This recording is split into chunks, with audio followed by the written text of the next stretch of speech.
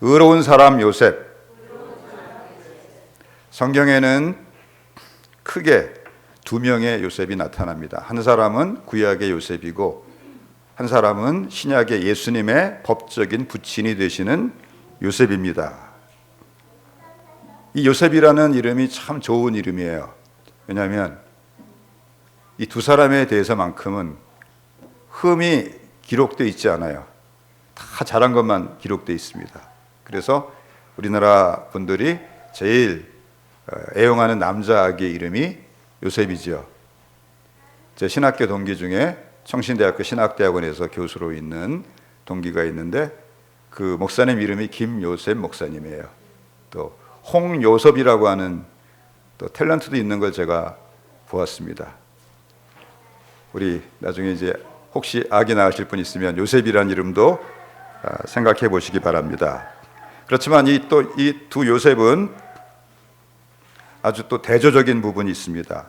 구약의 요셉은 누구나 주목하는 사람이고 신약의 요셉은 예수님의 탄생을 전후에 잠깐 성경에 등장했다 나타나는 사람입니다. 여러분, 예수님의 부친 요셉에 대해서 설교를 들어본 적이 있어요? 거의 없으실 거예요. 근데 구약의 요셉에 대해서는 아마 많은 설교를 들으셨을 거예요. 그런데 야곱의 아들로 태어나서 이방 땅에서 애굽의 총리가 된 구약의 요셉은 성경의 어느 누구보다도 더 많은 주목을 받는 사람 중에 한 사람입니다.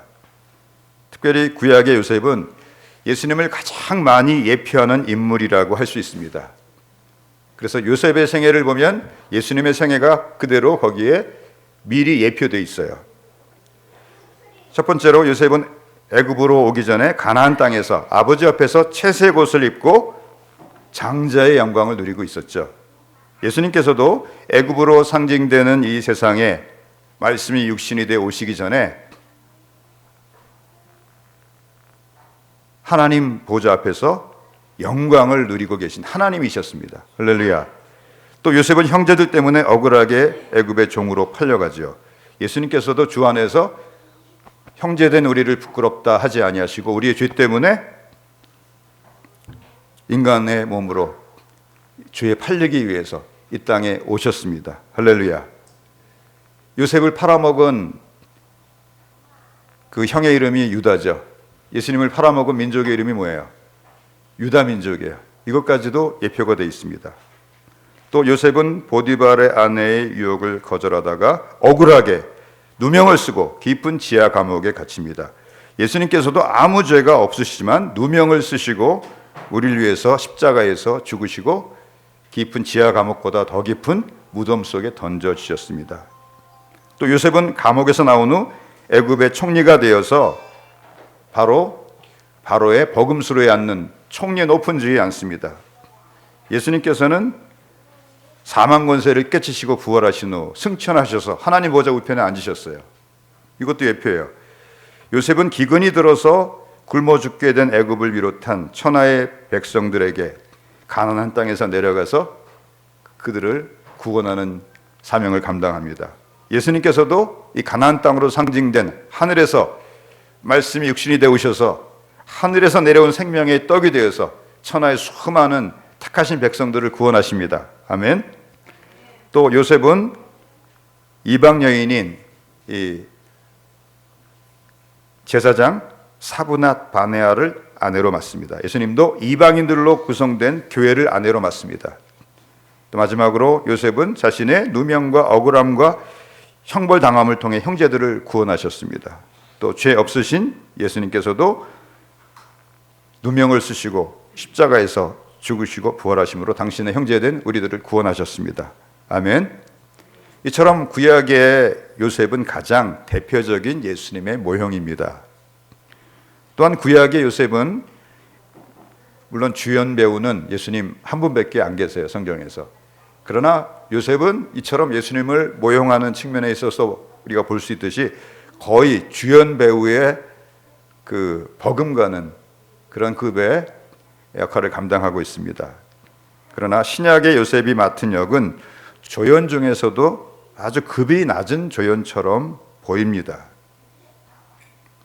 그러나 사실은 그렇지 않습니다. 왜냐하면 하나님께서 예수 그리스도의 그 법적인 부친이 되는 영광을 아무에게나 주셨겠어요? 어떤 사람에게 주셨겠어요? 가장 그 믿음과 성품에 있어서 예수님을 닮은 한 사람을 택하셔서 그를 예수님의 법적인 부친으로 삼으셨다고 믿습니다. 아멘.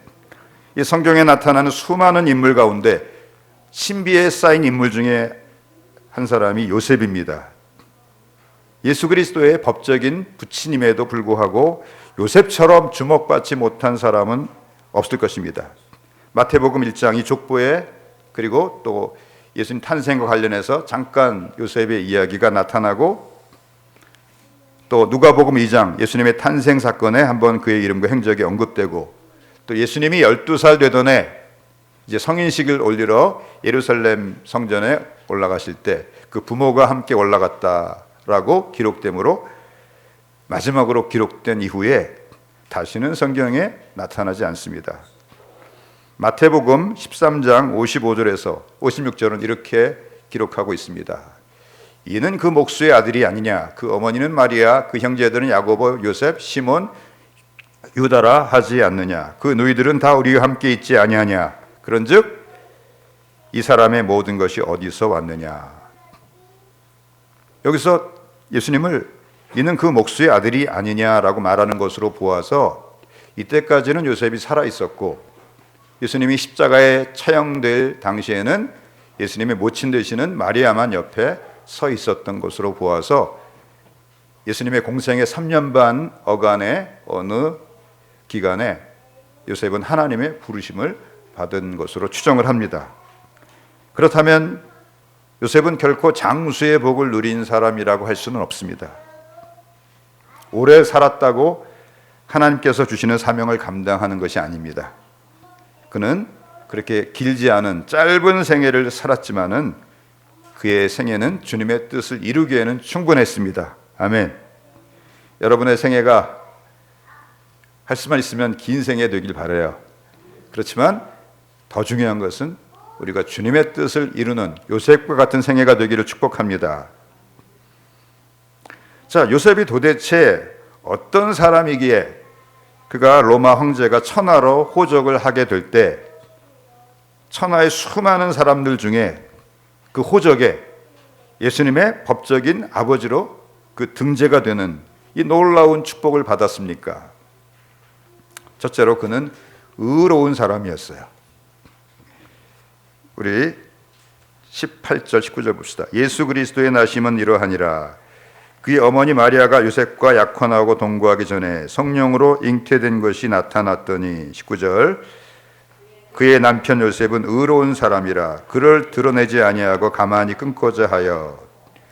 신약성경에서 명백하게 의로운 사람이라고 부른 사람이 그렇게 많지 않습니다. 예수님의 부친 요셉을 의로운 사람이라고 부르고 있고 또 다른 요셉, 예수님을 자기 무덤에 장사한 부자 아리마대 사람 요셉을 의로운 사람이라고 부르고 있습니다. 누가복음 23장 50절을 봅시다. 공회 회원으로 선하고 의로운 요셉이라는 사람이 있으니. 이 아리마대 사람 요셉도 어떤 사람이에요? 선하고 의로운 사람이에요. 아멘. 근데 참 재미있는 부분이 있습니다. 예수님의 탄생하시는 모든 과정을 누가 돌봤어요? 요셉이 돌봤어요. 또 예수님이 십자가에서 죽으셔 장례 치르는 모든 과정을 또 누가 돌봤어요? 요셉이 돌봤어요. 희한한 일치라고 생각을 합니다. 여기 의롭다고 할 때 디카이오스라고 하는 단어가 쓰였는데 이 단어는 하나님을 경외하여 그 명령과 규례를 다 순종하는 사람에게 쓰이는 단어입니다. 그래서 세례 요한의 아버지와 어머니가 되는 사가랴와 엘리사벳에 대해서 성경이 이렇게 기록하고 있습니다.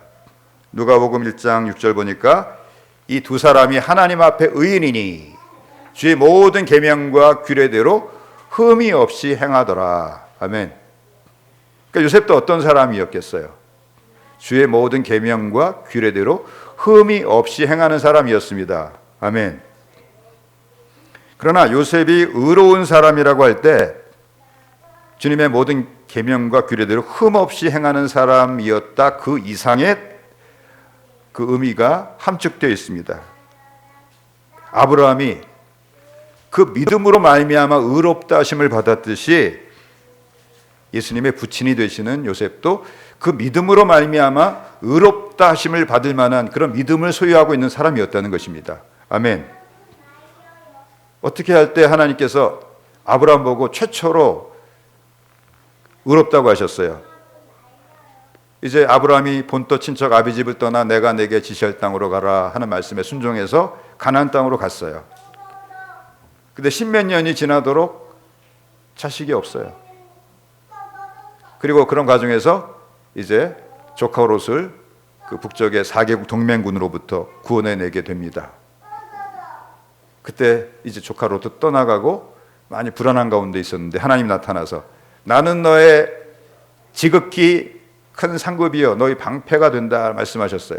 그랬더니 아브라함이 저에게는 이 다메섹 엘리에셀밖에 없어요 이렇게 말씀을 드립니다. 하나님이 내 방패가 되시고 큰 상급이 된다고요? 다 소용없어요. 나 자식도 없어요. 이 다메섹 엘리에셀이나 지금 양자 삼으려고 그래요. 하나님께 약간 불평 툴툴대는 것입니다.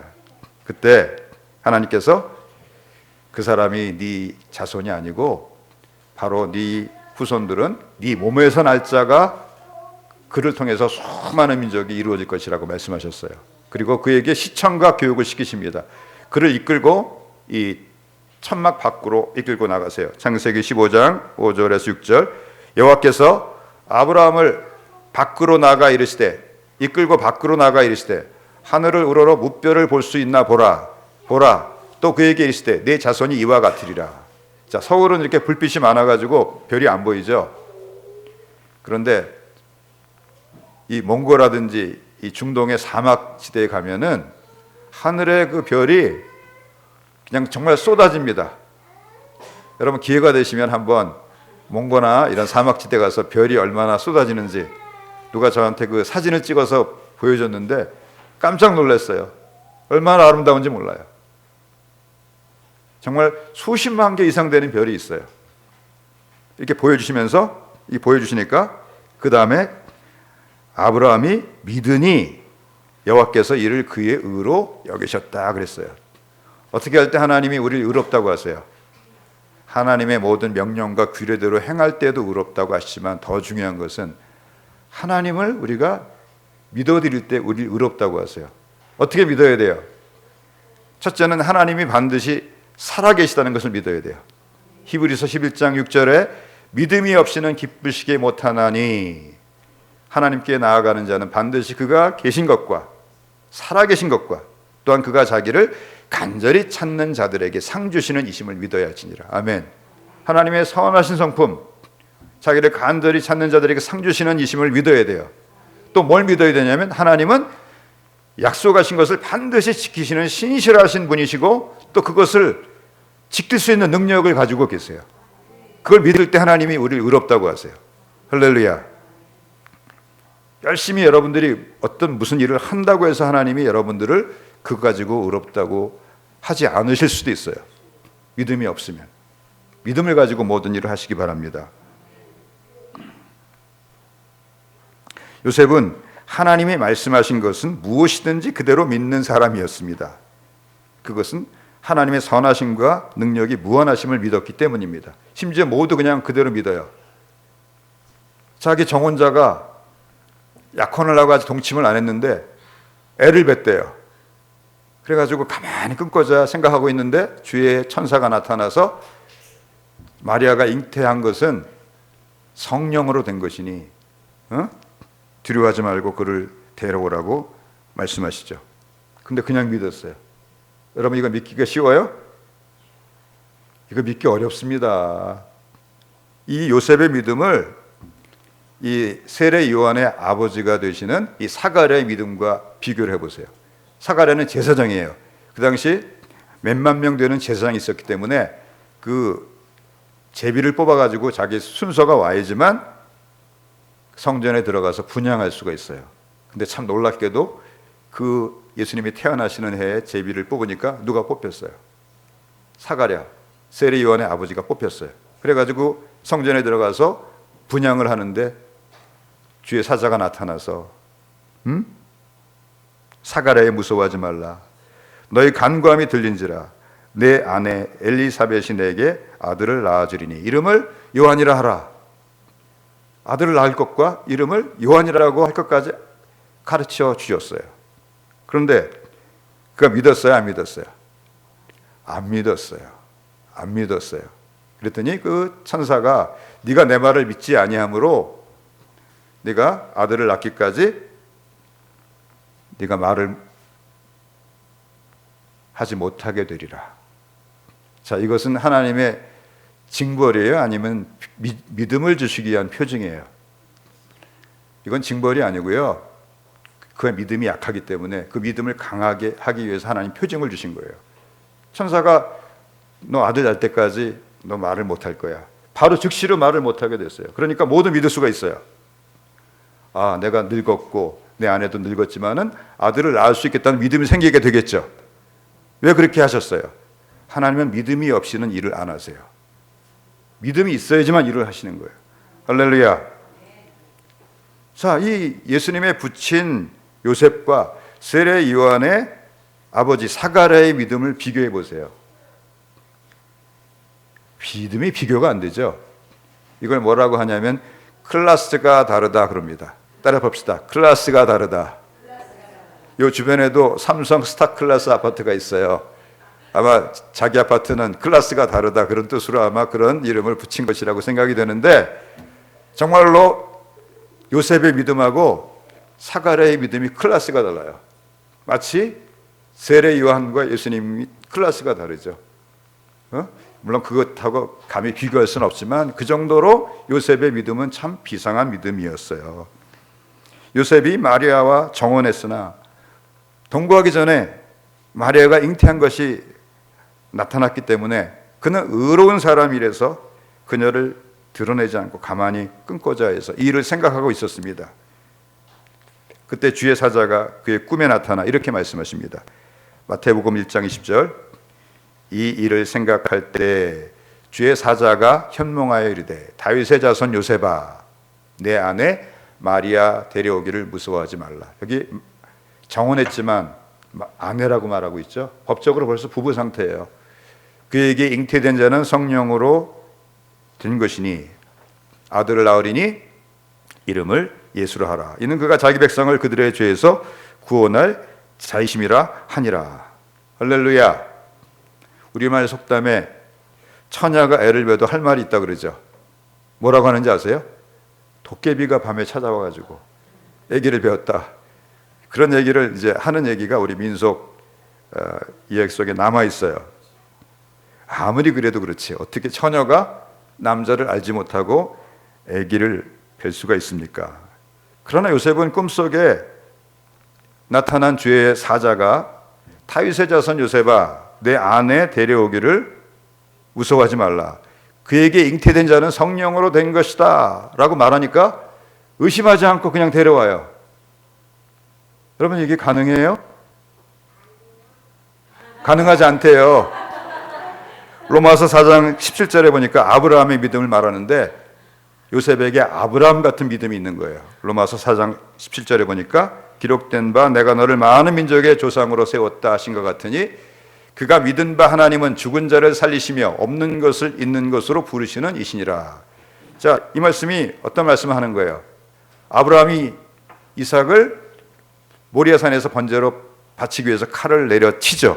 그 순간에 하나님께서 여호와의 사자 천사를 보내가지고 아브라함아, 아브라함아, 그 아이에게 손을 대지 말라. 이제야 내가 내 하나님 여호와를 경외하는 줄을 내가 알았다 하고 못 죽이게 하세요.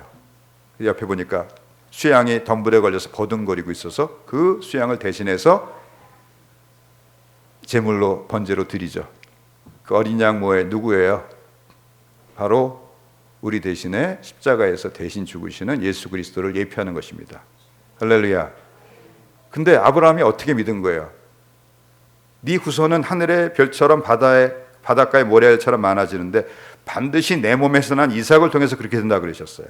근데 내가 이삭을 죽여가지고 각을 떠요. 살을 다 포를 뜬다 그 말이에요. 그래서 이 제단에 올려가지고 다 불태워서 버리면 뭐만 남겠어요? 죄만 남겠죠. 근데 아브라함은 어떻게 믿었다는 거예요? 하나님은 그 죄 속에서도 이삭을 다시 살리실 수 있는 죽은 자를 살리시며 아무것도 없어요. 죄밖에 없어도 없는 것을 있는 것 같이 부르시는 이시라고 믿었다는 거예요. 할렐루야. 이 믿음 누가 가지고 있었어요? 아브라함이 가지고 있었을 뿐만이 아니라 요셉이 가지고 있었어요.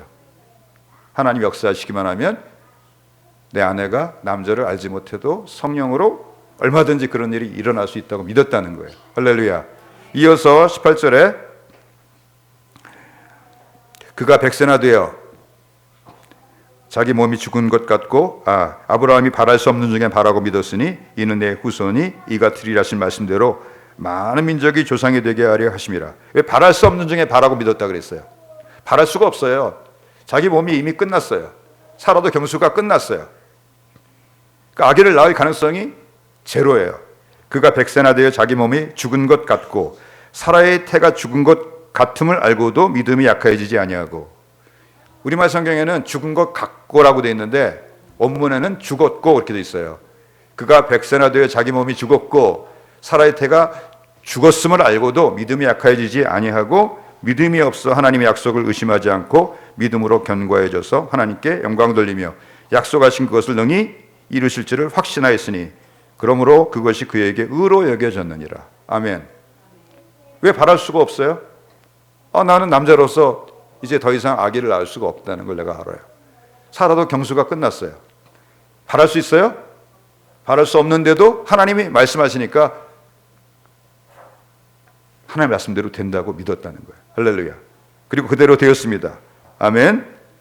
근데 누가 그런 믿음을 가지고 있었어요? 요셉도 하나님이시라고 하면 내 아내 마리아가 아직 남자를 알지 못해도 성령의 능력으로 얼마든지 초자연적으로 아이를 가질 수 있게 하시는 하나님이시라고 믿었다는 것입니다. 아멘. 어쩌면 그는 창세기 3장 15절의 말씀을 알고 있었을지도 모르겠어요. 창세기 3장 15절에 내가 너로 여자와 원수가 되게 하고 내 후손도 여자의 후손과 원수가 되게 하리니 여자의 후손은 내 머리를 상하게 할 것이요 너는 그의 발꿈치를 상하게 하리라. 메시아가 어떻게 오신다 그랬어요? 여자의 후손으로 오신다 그랬어요. 이 말씀은 초자연적인 방식으로 잉태된다는 거예요. 어쩌면 그는 이 말씀을 벌써 알고 있었을지도 모릅니다. 또한 그가 마리아하고 정혼했으니까 그 아내의 그 자궁의 임자는 누구예요? 주인은 누구예요? 누가 주권자예요? 요셉이 주권자죠. 근데 마리아에게는 마리아의 태를 쓰기 전에 하나님께서 가브리엘 천사를 보내서 먼저 동의를 구해요. 동의를 구하죠. 보라 내가 잉태하여 아들을 낳으리니 이름을 예수라 하라. 이렇게 가브리엘 천사가 말하자 마리아는 나는 남자를 알지 못하니 어찌 일이 내게 있으리까 이렇게 반문합니다. 그러자 가브리엘 천사가 성령이 내게 임하시고 지극히 높으신 이의 능력이 너를 덮으시리니 이러므로 나실 바 거룩한 이는 하나님의 아들이라 일컬어지리라. 마리아가 주의 여정에게 말씀대로 이루어지리다 하고 순종합니다. 그러니까 일종의 동의를 구한 거예요. 네 태를 내놓을 수 있느냐? 너 이것 때문에 돌에 맞아 죽을 수도 있어. 근데 우리 하나님께서는 요셉한테는 동의도 안 구해요. 그냥 거기다 잉태시킨 다음에 몇 달이 지나가지고 배가 부풀러 올라와가지고 그게 소문이 누구한테 들어갔어요? 요셉한테 들어갔어요. 그러려면 최소한 몇 달 흘렀겠어요? 최소한 아무리 적어도 두세 달 흘렀을 거예요. 근데 이미 보니까 배가 불러오고 있어요. 그래서 요셉이 의로운 사람이라서 가만히 끊고자 했어요. 왜냐하면 이거 드러내면 누가 죽어요? 마리아가 죽어요. 근데 하나님께서는 요셉에게 동의를 안 구하고 그냥 그 요셉의 아내의 태를 사용하셨어요. 왜? 요셉은 동의를 안 구해도 순종할 만한 그 믿음을 가지고 있는 사람이에요. 아멘. 어떤 의미에서 요셉의 믿음은 마리아의 믿음보다 훨씬 커요. 왜냐하면 그가 예수님을 이렇게 피난시킬 때도 누가 다 그 지시를 받아요. 마리아가 받는 것이 아니고요, 요셉이 다 받아요. 누가 깊은 기도의 사람이었어요? 요셉이 깊은 기도의 사람이었습니다. 마리아는 그 천사의 말을 이제 들었어도 반신반의할 수 있습니다. 그래도 관계가 별로 없어요. 왜냐하면 아기가 정말 들어서서 아기가 태어날 때까지 기다려보면 되잖아요. 아기가 태어나면 임신이 돼가지고 막 그 뭐라 그러죠? 구역질하는 거, 입덧도 하고 배가 불러오고 그래가지고 아기를 낳으면 하나님 말씀대로 됐구나. 근데 안 되면 어떻게 해요? 역시 안 되는구나. 뭐 그러면 되지 않겠어요?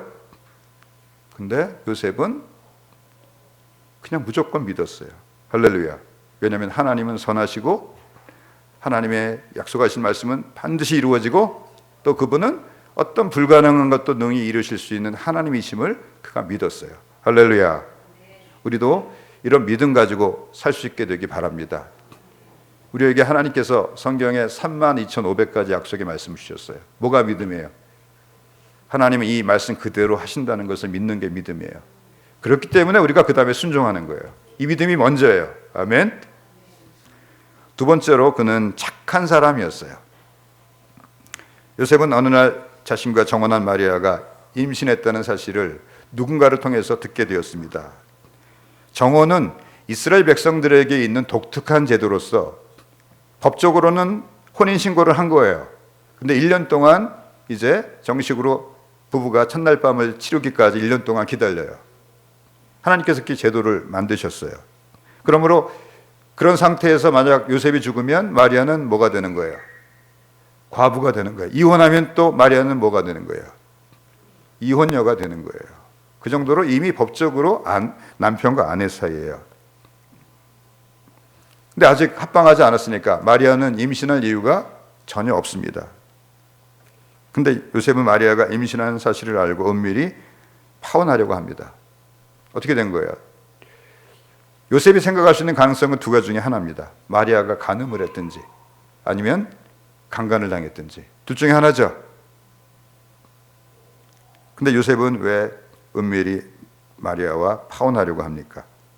마리아와 그 태중에 있는 생명을 귀중히 여겨서 그렇게 하는 것입니다. 원래 유대의 율법에 따르면 간음한 여자는 두 증인을 세워가지고 돌로 쳐서 죽이게 돼 있어요. 그가 율법대로 했다면 그는 마리아와 그 태중에 있는 아기 예수를 돌에 맞아 죽게 할 수 있었습니다. 근데 하나님은 요셉이 어떤 사람인 것까지 아셨어요. 절대로 마리아와 그 아기 예수를 돌에 맞아 죽게 할 사람이 아니라는 것까지 알고 계셨어요. 할렐루야. 사실 요셉이 얼마나 마리아가 미웠겠어요. 요새 칼부림 나는 걸 보면은 어떨 때 칼부림 나요? 배우자가 바람필 때 그때 칼부림 납니다. 자기 감정대로 하면 당장 나사렛의 그 장로님들을 찾아가가지고 그 재판을 해달라고 해가지고 그 상대방 남자까지 밝혀내서 마리아도 돌로 쳐서 죽이고 상대방 남자도 돌로 쳐 죽이고 뭐 아기는 당연히 죽는 것이죠. 이렇게 얼마든지 할 수 있는 권리가 그에게 있었고 그렇게 하더라도 율법에 어긋나는 것이 아니었어요. 그러나 그는 그렇게 하지 않았습니다. 왜요? 그가 의로운 사람이었을 뿐만이 아니라 그가 착한 사람이었기 때문입니다. 아멘. 성경에 또 다른 요셉, 아리마대 사람 요셉을 묘사할 때도 선하고 의로운 사람이라고 그랬죠. 거기서 선하다는 말이 착하다는 말이에요. 헬라어로 아가도스란 말인데 성품이 어질다, 성품이 착하다, 사람을 긍휼히 여긴다 그런 뜻이에요. 이렇게 이 착하다는 말로 묘사된 사람이 또 한 사람이 있어요. 바로 시리에 빠져가지고 고향 다소로 내려가서 11년 동안을 그냥 하나님 언제나 나를 불러주시는가 하고 기다리고 있었던 그 바나바를 성경에 묘사할 때 그를 착한 사람이라고 묘사했습니다. 사도행전 11장 24절에서 26절을 봅시다. 같이 읽겠습니다. 바나바는 착한 사람이 아가도스예요. 착한 사람이요. 성령과 믿음이 충만한 사람이라. 이에 큰 무리가 죽게 더하더라. 바나바가 사울을 찾으러 다소에 가서 만남에 안디옥에 데리고 와서 둘이 교회 1년간 모여 있어 큰 무리를 가르쳤고 제자들이 안디옥에서 비로소 그리스도인이라 일컬음을 받게 되었더라. 여기 왜 바나바에 대해서 착한 사람이다 라고 하는 말이 나왔겠어요? 바나바는 사람을 긍휼히 여기는 사람이에요. 할렐루야. 11년 전에 자기가 사울을 사도들에게 데리고 가서 소개했어요. 왜냐하면 교회를 위해서 귀중히 쓸 인물이라는 걸 알고. 근데 사람들이 자꾸 죽이려고 그러니까 아라비아로 또 피신했는데 돌아왔는데 또 죽이려고 그래요. 그래서 할 수 없이 이제 사울이 고향 다소로 내려가서 11년 동안이나 언제나 나를 불러주시는가 하고 기다리고 있었던 거예요. 근데 누굴 통해 부르세요? 바나바를 통해 부르세요. 근데 바나바 이름도 뭔지 아세요? 바나바 이름도 요셉이에요. 희한하죠? 원래 요셉이 본명이고 바나바는 별명이에요. 위로의 아들이란 뜻이에요. 바는 아들이란 뜻이고 나바는 위로다 그런 뜻이에요. 그가 얼마나 사람들을 긍휼히 여기고 위로해주고 낙심한 자들을 일으켜 세워주는 사람인지 사도들이 그 별명을 뭐라고 지어줬어요? 위로의 아들 바나바다. 근데 누가 그런 사람이었어요? 바로 예수님의 부친 요셉이 그런 사람이었습니다. 할렐루야. 요셉은 의로운 사람이었을 뿐만이 아니라 착한 사람이었습니다.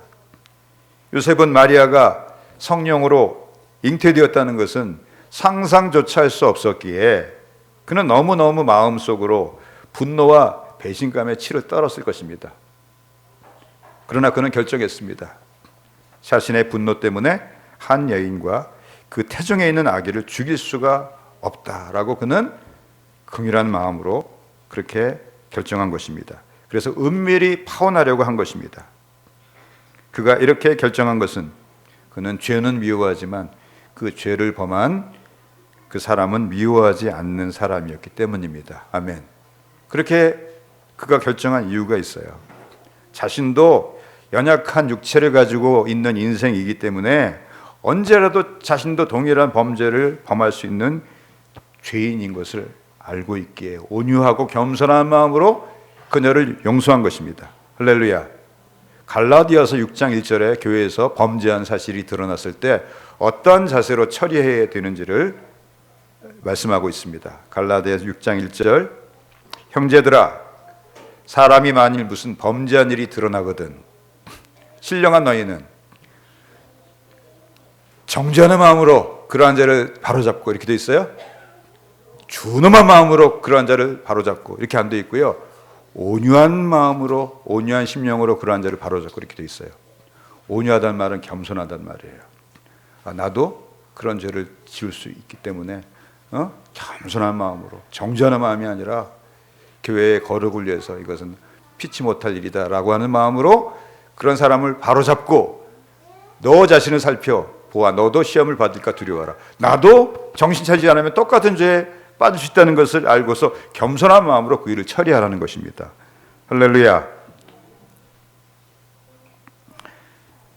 죄성의 특징 중에 하나가 치우침이라고 할 수 있습니다. 좌로 치우치든지 우로 치우치든지 치우칩니다. 그것이 인류의 역사입니다. 그래서 치우친 사람은 죄를 미워할 뿐만이 아니라 죄를 지은 사람까지 미워하기가 쉽습니다.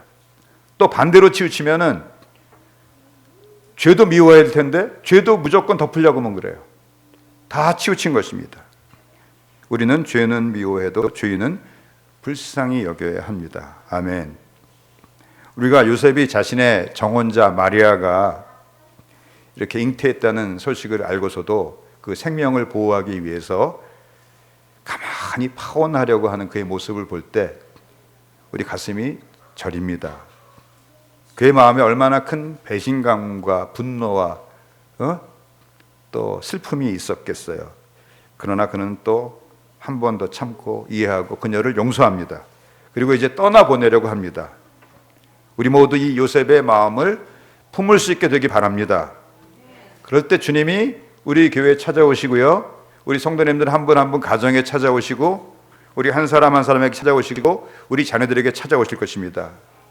묵묵히 믿음으로 우리가 맡은 자리에서 주님을 온전히 믿고 신뢰함으로 우리가 주님을 섬기십시다. 죄는 미워하되 사람은 절대로 미워하지 말고 오히려 긍휼히 여기고 불쌍히 여기며 나도 그런 죄에 빠질까 두려워하며 그를 긍휼히 여기는 그런 사람들이 되기를 축복합니다. 이처럼 요셉처럼 의로우면서 착한 사람이 있습니다. 근데 가장 교회 안에서 우리 신앙생활 하는 데 있어서 가장 문제가 되는 사람이 요셉처럼 의로우면서 착한 사람이 아니고 의로우면서 착한 것이 아니라 바른 사람이 있어요. 요셉이 의로우면서 착한 사람이 아니라 바르기만 한 사람이었다면은 이 사람은 어떻게 행동을 해야 됩니까? 율법의 잣대대로 마리아를 법정에 세워가지고 마리아하고 그 아기를 죽여야 돼요. 그리고 그 상대방 남자까지 찾아내서 죽이려고 해야 돼요. 이게 그냥 율법의 문자 그대로 하는 사람의 태도예요. 그것은 하나님 앞에 또 죄도 아니에요. 하나님께서 이스라엘의 악을 제하기 위해 세우신 엄중한 규례이기 때문에 그렇게 하더라도 결코 죄가 아닙니다. 그러나 요셉은 하나님께서 그러한 간음한 사람을 두 증인을 세워서 돌로 쳐서 죽이라고 하는 것이 무조건 그렇게 죽이라고 하는 뜻이 아니라 그렇게 무서운 규례를 세우심으로 더 많은 사람이 두려워해서 그런 끔찍한 죄에 빠지지 않도록 경계하도록 하기 위해 세우신 생명을 구하려는 법이라는 것을 알고 있었어요. 그래서 생명을 구하는 것이 더 크다는 것을 알고 있었다는 거예요. 할렐루야. 근데 이 요셉하고 성경에 나오는 이 외식하는 서기관들하고 바리새인들하고 너무너무 비교가 됩니다. 이 서기관들과 바리새인들이 예수님을 이제 올매에 걸리게 하려고 현장에서 간음하는 여인을 잡아가지고 예수님 앞으로 데리고 와요. 아니 어떻게 현장에서 간음하는 여인을 잡아요? 이거 사전에 정보를 다 입수한 거죠. 아주 이거는 계획적으로 현장을 잡은 거예요. 그리고 요한복음 8장 4절에서 5절에 이렇게 말씀합니다. 예수께 말하되 선생이여 이 여자가 간음하다가 현장에서 잡혔나이다. 모세는 율법에 이러한 여자를 돌로 치라 명하였거니와 선생은 어떻게 말하겠나이까. 8장 6절에 보니까 그들이 이렇게 말하면 고발할 조건을 얻기 위해서 예수를 시험하는 것이었다라고 말씀하고 있습니다. 참 야릇한 질문이에요. 예수님께서 돌로 치지 말라 그러면 예수님은 율법을 어기는 죄인이 되는 거예요. 근데 예수님께서 돌로 쳐라 그러면 어떻게 돼요? 우리는 참 소망이 없어요. 이렇게 엄격한 잣대로 다 들이대시면은 우리 인생들 예수님을 바라볼 때 우리 용서해 주시는 분으로 바라보는 것이 아니라 그냥 두렵고 떨리는 분으로만 바라볼 수밖에 없어요. 근데 예수님께서 이렇게 말씀하십니다. 너희 중에 죄 없는 자가 먼저 돌로 치라. 이렇게 말씀하신 후에 몸을 굽혀가지고 뭔가를 손가락으로 땅에 씌었다. 그렇게 기록하고 있습니다. 그랬더니 어른부터 시작해서 젊은이까지 하나씩 양심의 가책을 받아가지고 떠나가고 예수님과 그 가운데 섰던 여자만 남았더라. 그렇게 말씀을 하고 있습니다. 왜 어른부터 떠나갔을까요? 그래서 어떤 분들은 그 예수님께서 그 어른들의 죄를 하나하나 이렇게 다 써나가셨다. 뭐 그렇게 얘기하는 분도 있어요. 확인되지 않은 거고 제 생각에는 누가 죄가 더 많아요? 예수님 안 믿는 사람들 말하는 거예요. 일반적으로 그냥 이렇게 살아가요. 어릴 때부터 청년을 지나서 중년을 지나 노년이 돼요. 죄가 점점 줄어들어요. 죄가 점점 많아져요. 죄가 점점 많아져요. 왜요? 우리가 죄인이기 때문에 어쩔 수가 없는 거예요. 저는 제가 할머니 손에 자랐기 때문에 할머니들을 보면 참 그 불쌍히 여기는 마음이 있어요. 저 할머니 조금 있으면 세상 떠날 텐데 예수 믿으셔야 될 텐데 그런 마음이 있어요. 근데 그런 할머니들한테 예수님 믿으라고 그러면은 아니 조금 있으면 이제 천국 가든지 지옥 가든지 해야 될 텐데 빨리 예수님 믿으면 천국 갈 수 있다 그러면은 믿을 것 같은데 믿어요, 안 믿어요? 나이가 들수록 강팍해서 마음을 안 열어요. 왜요?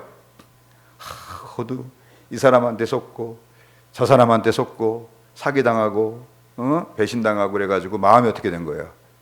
딱딱해진 거예요. 근데 예수님께서는 어쨌든 이렇게 다 보내신 다음에 이렇게 말씀하세요.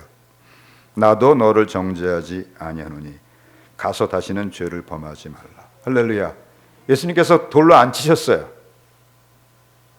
예수님께 돌로 쳐서 죽일 수도 있어요. 근데 나도 너를 정죄하지 않는다 그랬어요. 그러니까 정죄할 자격은 누구밖에 없어요? 예수님밖에 없어요. 근데 예수님이 정죄하지 아니하신대요. 우리를 정죄하지 아니하신대요. 근데 가서 다시는 죄를 범하지 말라고 또 하세요. 우리가 주님이 우리 용서해 주실 때마다 가서 다시는 죄를 범하지 않기 위해서 힘쓰는 저와 우리 모두가 되기를 주님의 이름으로 축복합니다. 하나님께서 모세를 통해서 율법의 간음한 자를 돌로 치라고 말씀하신 것은 간음한 자를 무조건 죽이라고 말씀하신 것이 아니고 그런 준엄한 형벌로 경계하심으로 많은 사람들이 그런 죄에 빠지지 않도록 사전에 예방하도록 하시기 위한 것이었습니다. 아멘. 1997년도에 우리나라에서 국제사면위원회의 권유대로 이제 그 권유를 받아들여서 인권을 이제 존중한다는 측면에서 사형 집행을 중지했습니다. 그 다음에 어떤 일이 일어났을까요? 그 이후에 수많은 연쇄 살인 강간범들이 나타났어요.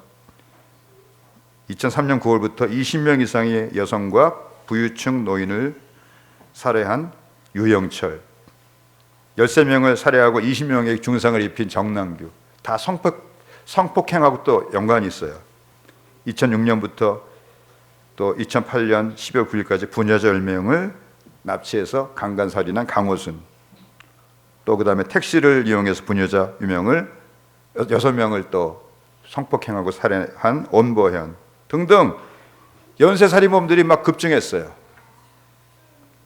만일 사형이 그 이후에도 계속 집행이 되었다고 하면 연쇄살인범 당사자도 죽음 두려워서 그 자기 범행하는 것을 좀 주저했을 거예요. 또 그 결과 많은 사람들이 생명을 보존할 수 있을 것이에요. 할렐루야. 이처럼 하나님께서 이런 모든 율법을 주신 것은 사람을 죽이려고 하신 것이 아니고 살리려고 하시는 거예요. 할렐루야. 근데 의로우면서 바르기만 한 사람들은 긍휼이 없이 자신들의 율법의 잣대로 사람들을 탁탁 재단해 봐가지고 맞지 않는 것은 그냥 탁 잘라버리려고 그래요. 이렇게 행동하는 사람들은 실상은 하나님 보시기에 의로운 사람들이 아닌 경우가 참 많습니다. 예수님께서는 박하와 회양과 근처의 11조는 이 한약방에서 쓰는 이 조그만 저울을 가지고 그램수까지 달아가지고 정확하게 11조를 드리지만 11조를 통해서 예수님께서 가르치려고 하신 율법의 더 중한 바 의와 인과 신, 이번 성경에는 정의와 긍휼과 믿음이라고 번역되어 있는데 이 정의와 긍휼과 믿음은 관심이 없는 이 바리새인들을 향하여서 화 있을진저 외식하는 서기관들과 바리새인들이여라고 혹독하게 책망하셨습니다. 마태복음 23장 23절 화 있을진저 외식하는 서기관들과 바리새인들이여 너희가 박하와 회양과 근처의 11조는 드리되 율법에 더 중한 바 정의와 긍휼과 믿음은 버렸도다. 그러나 이것도 행하고 저것도 버리지 말아야 할지니라. 아멘. 여기서 이것은 문법상으로 이것에서 가까운 단어예요. 그러니까 정의와 긍휼과 믿음이 가깝죠. 또 저것은 먼 거예요. 먼 게 뭐예요? 율법에 더 중한 바 박하와 회양과 근처의 11조예요. 그러니까 적극적으로 뭔 행하라고 하셨어요. 11조를 드리되 정의와 긍휼과 믿음을 가지고 하라는 거예요. 할렐루야. 왜 11조를 드려야 돼요? 11조를 드리는 것이 하나님 보시기에 의로워요. 왜? 이건 내 힘으로 얻은 것이 아니고 하나님이 나한테 주셨다는 것을 내가 인정하는 것이기 때문에 하나님 보시기에 의로운 거예요. 할렐루야. 또 11조를 가지고 구약시대 때 어떻게 썼어요? 레위인 가난한 사람들 다 데리고 예루살렘 성전에 올라가서 거기서 그들을 먹이고 잔치하는 비용으로 썼죠. 11조 정신은 긍휼이에요. 이웃을 사랑하는 거예요. 아멘. 또 믿음이에요. 11조 드리고서 10에 9 가지고 쓰는 게 풍성해요? 10에 10을 다 쓰는 게 풍성해요? 10에 10을 다 쓰는 게 풍성하죠. 근데 시간을 지나고 보니까 10에 9를 가지고 썼는데 10에 10을 가지고 쓴 것보다 더 풍성하게 해주셨어요. 할렐루야. 그런 믿음을 가지고 드리라는 거예요. 그러니까 이것도 행하고 그런 정신을 가지고 11조 드려라. 저것도 버리지 말아라. 11조 형식적으로 정확하게 하는 것도 버리지 말라는 거예요. 할렐루야. 근데 요새 인터넷에 들어가서 이 11조에 관한 설교를 보면은 신약시대는 11조 드리지 않아도 됩니다라고 하는 설교가 뭐 조회수가 막 수십만 건이에요. 왜? 11조 드리기 부담스럽거든요. 근데 안 드려도 된다는 근거를 신학적으로 제공해 주니까 얼마나 그 마음이 편해요. 그런 사람들 중에 이 사람들이 이걸 가지고 뭐라고 말하는지 아세요? 이때는 아직 예수님이 십자가에 달리시기 전이니까 구약시대라는 거예요. 그러니까 구약시대 하신 말씀은 우리가 지킬 필요가 없다는 거예요. 그러면 산상수훈도 지킬 필요가 없네요. 예수님이 하신 모든 비유 다 우리하고 상관이 없는 거예요. 말이 안 되는 논리죠. 또 이런 논리도 있어요. 여기서 예수님께서 11조 분명히 지키라고 하셨는데 사도행전에 성령이 임해가지고 교회가 탄생한 이후에 요한계시록까지 11조에 관한 말씀이 한 번도 안 나온다는 거예요. 그러니까 초대교회 때 11조 안 했다는 거예요. 그러니까 우리가 할 필요가 뭐가 있냐는 거예요. 그럴까요? 논리적으로 생각을 해보세요. 예수님께서 이렇게 말씀하셨죠. 그러면 예수님이 하신 말씀은 피할 수 있어요, 없어요? 예수님께서 이 말씀 번복하신 적이 있어요, 없어요? 번복하신 적이 없으면 그 말씀 그대로 되는 거예요. 그러니까 신약 성경에는 언급조차 할 필요가 없는 거예요. 할렐루야. 왜냐하면 11조만 아니라 지금 우리가 10에 10도 다 드려야 되고 목숨도 다 드려야 돼요. 다 드려야 돼요. 그런 믿음을 가지게 되길 바랍니다. 그런데 이들은 믿음이 없으니까 형식만 중요하셔야지 예수님께서 정말 중요하게 생각하는 것을 모르는 거예요. 그러니까 요셉은 가늠한 자를 돌로 쳐서 죽이라는 그 말씀 속에 숨어있는 하나님의 마음을 알았어요. 사람을 살리려고 하는 그 마음을 안 거예요. 할렐루야. 그래서 예수님은 이런 사람들을 향해서 외식하는 서기관들과 바리새인들이여라고 말씀하셨어요. 여기 외식한다는 말은 그리스 말로 가면을 쓰고 연극한다 그런 뜻이에요. 겉과 속이 다르다 그 말이에요. 우리는 겉과 속이 똑같은 사람 되기 바랍니다. 스스로 의롭지만 착하지 않고 바른 사람들은 자기가 다른 사람에게 어떻게 보이는가에 대단히 관심이 많고 그래서 또 칭찬을 받는데 또 굉장히 관심이 많아요. 외식하게 되기가 쉬운 것입니다. 그리고 자기의 의로운 잣대로 사람들을 재단하여 그렇지 못한 사람들을 정죄합니다. 수협에 나가가지고 누구 수협에 나오고 안 나오고 다 기억하고 있어요. 새벽 기도에 난 매일 나오는데 어느 장로님 안 나오지? 어느 권사님 안 나오지? 목사님도 일주일에 몇 번씩 빼먹지? 다 기록해 놓습니다.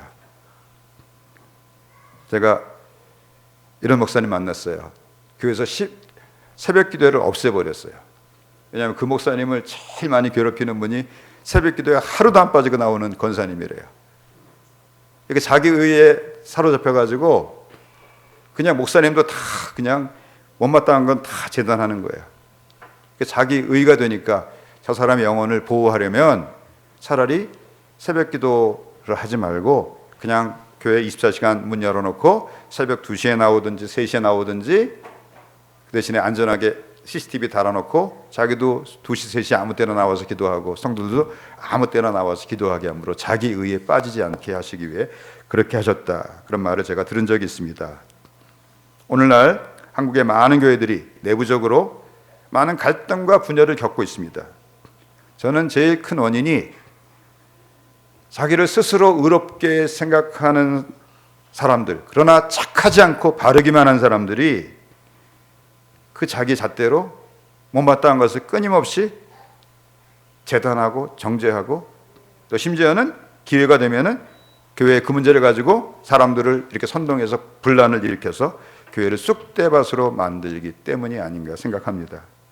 그리고 자신들은 어떻게 생각하냐면 나는 하나님 앞에서 교회를 깨끗하게 하려고, 정결하게 하려고 이렇게 했어. 그렇게 스스로를 합리화시킵니다. 그러나 그 와중에서 얼마나 많은 상처를 받고 많은 사람들이 교회를 떠나가요. 가족들의 죄는 어떻게 해야 돼요? 만약에 내 동생이, 내 자녀가 죄를 범했으면은 밖에 나가서 막 떠벌려야 돼요? 사회적인 문제로 삼아야 돼요? 요새 보면 막 형제들끼리 재산 가지고 서로 법정과 싸우는 경우 있죠. 보기 좋아요? 할 수만 있으면 그 안에서 해결하는 착한 마음을 가지는 것이 더 좋지 않겠습니까? 사랑하는 우리 원흥사랑의 교회 성도 여러분, 요셉처럼 의로운 사람 되세요. 요셉처럼 또 착한 사람 되세요. 요셉처럼 착할 뿐만 아니라 자기의 그 착함이 자기 의가 돼서 그 발음의 기준 가지고 다른 사람들을 정죄하지 말고, 요셉처럼 요셉이 그 마리아를 분명히 죄를 범했음에도 불구하고 불쌍히 여기잖아요. 할렐루야. 그런 착한 사람, 바르기만 한 사람이 아니라 정말 착한 사람 되는 그런 저희 모두가 되기를 원합니다. 그러면 요셉을 통해서 예수님이 이 땅에 오셨듯이 그런 우리 한 사람 한 사람을 이 시대의 요셉으로 사용하셔서 예수님께서 이 땅에 다시 오실 길을 예비하실 것이라고 믿습니다. 아멘. 그런 은혜 우리 모두에게 주시기를 바랍니다.